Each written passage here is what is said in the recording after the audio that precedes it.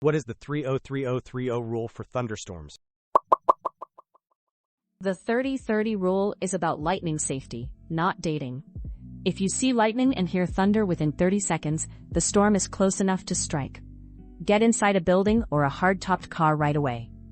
Then wait at least 30 minutes after the last thunder before going back outside. If you can hear thunder at all, you are within striking range. It is a simple safety guideline, not a precise scientific law. If you enjoyed this video, please subscribe.